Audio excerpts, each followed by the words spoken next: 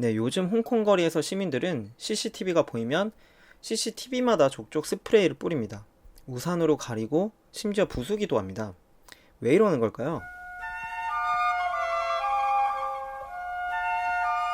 네, 6월 9일 홍콩에서 범죄인 송환조례에 반대하는 대규모 시위가 시작됐습니다. 인구 700만 명짜리 도시에서 100만 명 그리고 200만 명이 거리로 뛰쳐나온 그 홍콩 역사상 초유의 저항인데요. 그 홍콩 반환 기념일이었던 7월 1일에는 입법회 건물을 최초로 점거하기도 했었죠. 그 홍콩 시민들은 이 조례가 반체제 인사를 중국에 넘길 수도 있고 심지어 홍콩의 자유를 크게 억압할 거라고 우려하고 있습니다. 네, 저희 따오기가 이 홍콩의 시민들이 이 감시 카메라를 CCTV를 왜 부수는지 어떻게 해서 무력화시키는지 이야기해 보려고 합니다. 네, 2014년으로 거슬러 올라가 보죠. 여름부터 가을까지 노란 우산이 홍콩 거리를 가득 메웠었습니다. 완전한 직선제를 요구했던 이른바 우산운동 혹은 우산혁명이었는데요. 당시 홍콩 경찰은 시위대를 해산시키려고 체류액을 엄청 쏘아댔었죠. 그래서 이걸 막기 위해서 시민들이 우산을 펴서 이 체류액을 막았는데 이 우산이 이 홍콩 시위의 상징이 됐었습니다. 2019년 지금의 홍콩 시위대는 그 검은 우산을 들고 경찰에 맞서고 있습니다. 이제 우산은 체류액을 막는 데만 유용한 게 아닙니다. 5년 전과 다르게 중요한 목적이 하나 더 생겼는데요. 바로 감시 카메라로부터 자신을 보호하는 것이죠. 네, 이번 시위에서 가장 눈에 띄는 풍경은 CCTV를 대하는 시위대의 태도입니다. 보시는 것처럼 시위대가 이 시민들이 CCTV를 망가뜨리는 장면이 자주 목격이 되는데요. 이 경찰 바리케이트와 대치 중인 이 시민들이 감시 카메라 렌즈에 검정색 스프레이를 뿌리거나 테이프나 우산으로 감싸는 등 다양한 방식으로 CCTV를 막고 있는 겁니다. 네, 일부 청년들이 입법회 건물을 쳐들어가서 점거했을 때 3시간도 되지 않았었던 이 짧은 점거 시간 동안 건물 복도에 있던 이 전등이나 CCTV, 전자 모니터가 다 파괴가 됐었고 보안실에 있던 CCTV 모니터링 시설도 다 파괴가 됐었다고 합니다. 사실 시민들이 이렇게 철저하게 감시 카메라에 저항하게 된 계기가 있었습니다. 이 시위가 시작되고 3일이 지났던 6월 12일 날 100만 명이 거리로 쏟아져 나왔었는데 그때 이제 그만큼 부상자가 굉장히 많았었겠죠. 경찰이 워낙에 이 홍콩 경찰이 워낙에 강력한 탄압을 했으니까요. 근데 이 부상자들이 치료를 받으려고 이제 병원에 갔는데 이 병원에서 체포가 된 겁니다. 근데 알고 보니까 이 병원 본사가 그동안 시위에서 부상을 입었던 환자들 자료를 병원에 직접 제공해 왔던 겁니다. 정말 어이가 없죠. 사실 시위하는 홍콩 시민들 상당수는 이 디지털 세대입니다. 디지털 감시에 민감하고 온라인에 발자국을 남기는 게 얼마나 위험한지 잘 아는 세대인 거죠. 이 시위 참가자들은 집회 전에 스마트폰의 위치 추적 기능을 끄고 개인정보 보호 설정을 강화한다고 합니다. 그리고 검열을 피하기 위해서 해킹 위협이 있었다는 그 왓츠앱 대신에 텔레그램으로 소통을 한다고 합니다. 그런데 홍콩 경찰이 텔레그램 단체 채팅방 개설자의 집을 압수수색하면서 스마트폰을 잠금 해제하라고 협박을 해서 이 채팅 기록을 가져갔던 사건이 발생했습니다. 결국 이 사건 때문에 이 시위에 참가했던 시민들은 집회가 끝나면은 집으로 돌아가면서 SNS에서 대화 내용이나 사진 같은 거를 다 삭제하고 있다고 합니다. 네, 심지어 이 중국 정부가 텔레그램에 디도스 공격을 가해서 접속을 차단했다는 의혹도 있었죠. 그리고 또 하나의 아날로그식 저항이 있는데요. 집회가 있는 날 지하철역 매표소는 현금으로 일회용 티켓을 사려는 사람들을 붐빈다고 합니다. 저도 이 홍콩에 1월 달에 갔었는데 보통은 이 현금으로 사진 않죠. 이제 이 시위에 참가했던 시민들 대부분은 현금으로 일회용 티켓을 산다는 겁니다.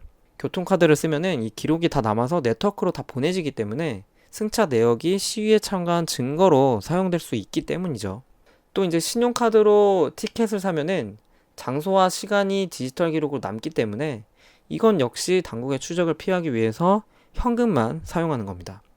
또 이제 집에 돌아갈 때는 집에서 멀리 떨어진 역에 하차해서 한참을 걸어간다고 하는데요. CCTV 추적을 통해서 자기 주거지가 노출되는 것을 피하기 위해서라고 합니다. 그 우산혁명이 있었던 2014년에 그 홍콩의 한 언론은 홍콩에 최소 5만 개 이상의 CCTV가 있다고 추산했었는데요. 5년 후인 지금은 아마 훨씬 많아졌겠죠. 시위 과정에서 홍콩 시민들이 보여준 이 감시 카메라나 위치 정보에 대한 태도는 점차 억제오고 있는 이 중국의 감시 시스템에 대한 불안감과 맞닿아 있습니다. 중국에는 현재 2억 개가 넘는 CCTV가 있는데요. 2억 개 엄청나죠. 그 미국의 한 IT 컨설팅 업체 조사에 따르면은 2022년에 중국 내 이 감시 카메라가 인구의 2배만큼인 27억 6천만 대로 늘어날 거라고 합니다. 물론 어디까지나 전망이죠. 솔직히 27억 개는 좀 누가 봐도 아닐 것 같긴 하지만 어쨌든 점차 늘어나고 있는 건 분명합니다. 이 중국의 감시 카메라는 얼굴을 인식하는 인공지능 시스템을 탑재하고 있는데요. 누구든지 카메라에 잡히면 1초 만에 신원이 파악된다고 하죠. 그 중국의 뭐 소학교들이나 중학교 이런 이 어린이들이 다니는 학교뿐만 아니라 베이징 대학 같은 이 대학교들까지 이 얼굴 인식을 바로 할 수 있는 인공지능 카메라가 죄다 설치가 되고 있습니다. 또 2018년 10월에는 이 홍콩과 마카오를 연결하는 다리에 테러 방지 명목으로 이 감시 카메라가 설치됐었습니다. 근데 아직 이런 감시 시스템이 홍콩에 전면적으로 적용되고 있지는 않다고 알려져 있습니다. 이 홍콩은 아직 중국이랑 법제가 다르기도 하고 이 개인정보 보호와 관련해서 이 독자적인 행정체계도 갖추고 있긴 하거든요. 근데 또 꼭 그렇지 않을 수도 있다는 게 이번에 병원의 환자 정보 유출 사례에서 잘 드러났죠.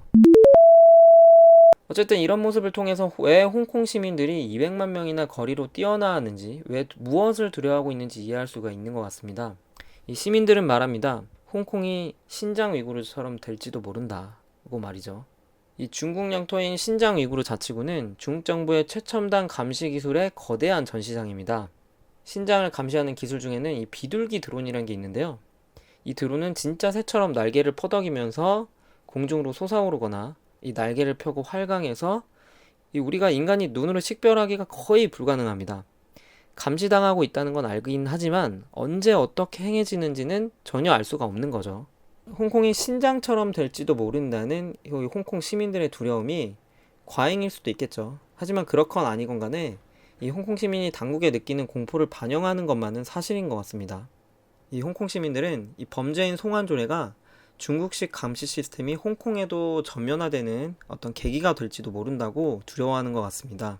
중국 당국이 색출하고 싶어하는 몇몇 반체제 인사들만의 문제가 아니라 그게 곧 자신들의 문제가 될 수도 있다는 것을 본능적으로 느끼는 거죠. 200만 명이나 되는 홍콩 시민들을 거리로 뛰어나오게 한 거는 바로 감시 사회에 대한 공포라고 할 수 있는 것 같은데요. 사실 중국의 감시 시스템은 우리에게는 황당하고 깨는 정도의 느낌으로 다가오긴 하지만 홍콩 시민들에게는 자신들이 살아가야 할 어떤 일상으로 느끼는 것 같습니다. 그런데 홍콩 시민들의 불안이 과연 그들만의 문제일까요? 우리는 이런 위협으로부터 얼마나 자유로울까요? 이 중국이 구축한 감시 시스템이나 수사기법은 중국만이 가진 특별한 기술은 아닙니다. 예컨대 비둘기 드론은 이 독일이나 미국이나 네덜란드 같은 데서도 군사용으로 개발을 한 거죠. 그리고 인공지능 CCTV 같은 경우도 이미 한국에도 도입된 곳들이 많이 있고요. 우리 일상이 모두 데이터화가 되는 시대이기도 하죠. 우리도 양태만 다를 뿐 이미 감시라는 게 일상이 된 사회를 살고 있습니다. 저희 따오기는 이런 일상화된 감시에 대해서 지속적으로 알아보겠습니다. 따오기의 이야기를 계속 듣고 싶으신 분들은 구독과 좋아요를 꼭 남겨주시고요. 댓글로 질문과 다양한 의견도 남겨주셨으면 좋겠습니다. 지금까지 따오기였습니다.